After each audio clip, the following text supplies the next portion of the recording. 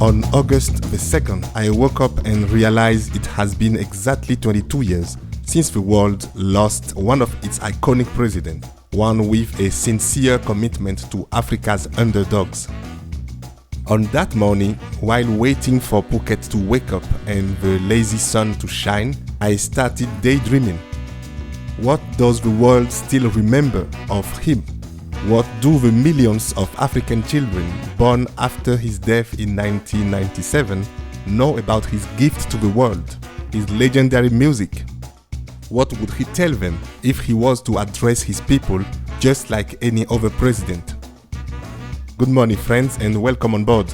We are headed to Kalakuta Republic to listen to this imaginary speech of the legendary musician, activist, and revolutionary mind, Fela Ransome Kuti, aka the Black President. African History Daily by my daddy. Dear Kalakuta citizens, especially you the young ones, for example you Idris Yaye in Nairobi, I address you today because you are the future, a future that might be worse than the present and the past if you are not educated the right way. By education, I am not referring to the number of degrees you may have, but the knowledge that inspires you to reclaim Africa's stolen dignity, getting rid of all philosophies imported from elsewhere. As I told your parents' generation, you must return to your African senses and principles rooted in traditional cultural norms to build your identity. My mother, as an example, an independence fighter for Nigeria, was already a Pan-Africanist when I was born on October 15, 1938. It is through her that I met at a very young age Kwame Nkrumah, an encounter that changed my life. She supported when I started my first band in London, the Kulas Lobitos, and inspired me to transition from my high-life jazz music to some more Afro-conscious music that makes people not just dance, but also to think. To think in a continent infested by imperialism, colonialism, racism, capitalism, communism, and I should also add religionism today. Paradoxically, I only really understood myself as an African when I met with Black Power and Pan-Africanist activists, including Malcolm X, in 1969.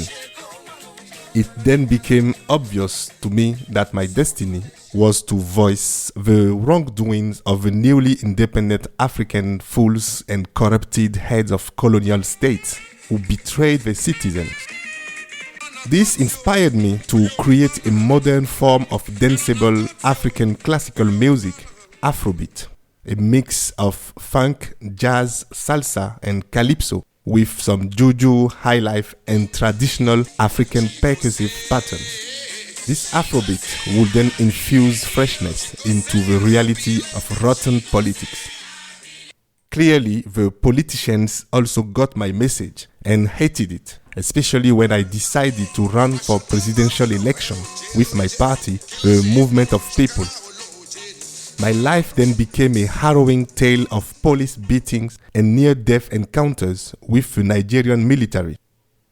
The most unforgettable moment was when Army General Olusegun Obasanjo, with 1,000 soldiers, broke into my house and destroyed it. They broke my leg and threw my mother, a 78-year-old woman, through the window. She never recovered and died a few months later. That is when I added Anikulapo to my name, meaning he who carries death in his pouch. Today, little has changed in Nigeria and Africa. The man who murdered my mother became president twice, and the corruption is galloping. People are working less than they pray their Western God, and the youth is desperate to reach the West. And unfortunately, those issues are hardly reflected in the music of current artists. So listen to songs like Zombie, Colonial Mentality, Beast of No Nation, Sorrow, Tears and Blood, International Thief. And then you will understand that Fela is not the past, but Fela is the future. And maybe you will do as Sarah Diedro Jordao with her podcast, Vocal About It. And then you will dance, but you will also think and resist. Thank you very much. Thank you.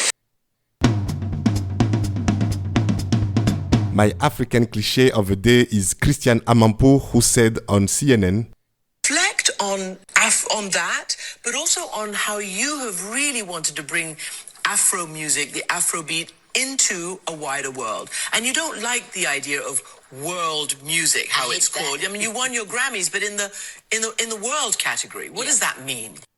Christian, Afrobeat does not mean a music or a beat made by any African person. Of course not.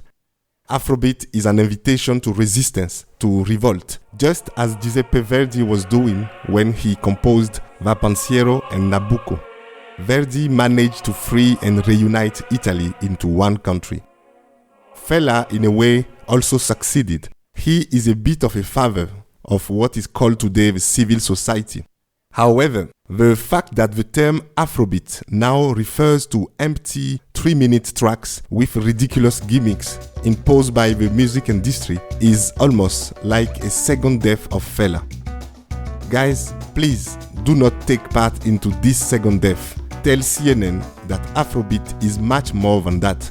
It is the opposite of commercial conformity. It is the authenticity and the substance in music. And please, do resist. Listen to Fela, Femi, Seun Kuti, and all other real Afrobeat artists this week. Then let them carry you to the next flight of the Sankofa. In the meantime, take care of yourself and thank you.